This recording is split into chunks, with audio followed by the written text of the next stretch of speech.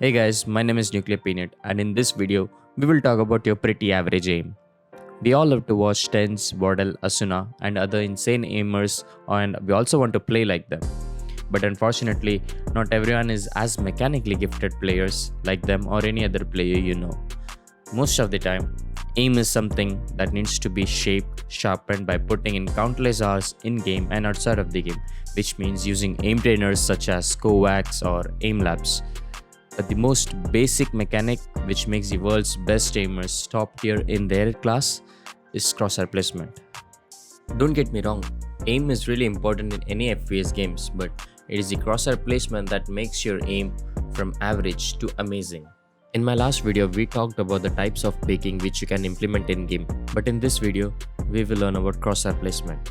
Crosshair placement is the practice of keeping your crosshair at head level so that it is easier for you to pre-aim the enemy's push and get an easy headshot. It doesn't matter how good you are at flicking and clicking on heads, but it is always better to keep your crosshair at head level and pre-aiming the angle rather than flicking onto head when the enemies appear, because it has a very low success rate. Having bad crosshair placement and trying to flick for a headshot can go wrong in so many ways, because there will be tons of utilities coming at you, and if there are 2 or 3 people picking at you at the same time, it will be very difficult for you to get that kill, because the farther your crosshair is from the enemy, the harder it is for you to hit the target. So how can I improve my crosshair placement? For that, let's not watch any clips of any pro players, and rather let's watch this clip of Riot New. Riot New is a dev who works on Valorant, and he has been streaming a lot about game design and level design on his Twitch and YouTube as well. In this particular clip, he is talking about level prototyping and designing. So let's take a look at what he says. Some might even say it's going to build a super grid. And you can configure this, but by default, each of these little blocks is 10 centimeters.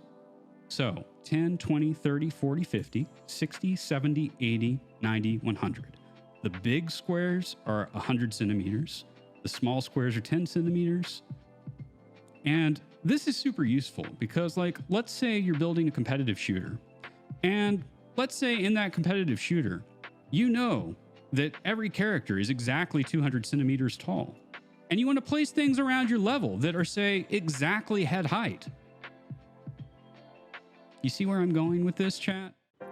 Riot New proves 2 points in this clip: that all agents will be of the same height in a competitive FPS, and second, all agents will almost be the same height of the Radianite crates in in-game of Valorant. So in order to try this, I jumped into a custom game with my friend and we actually tried this theory, and trust me, it is true. And since the grid boxes make the process of game designing or level prototyping easy, it makes it easier for us to use this grid shot for head level crosshair placement.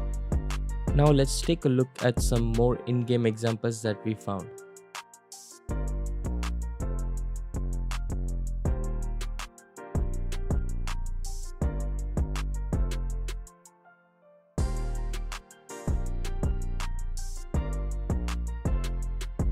Keep in mind that the crosshair placement for head level varies from distance and according to the height as well. Like if the enemy is standing on some elevation, the crosshair placement for his head will differ from the usual placement.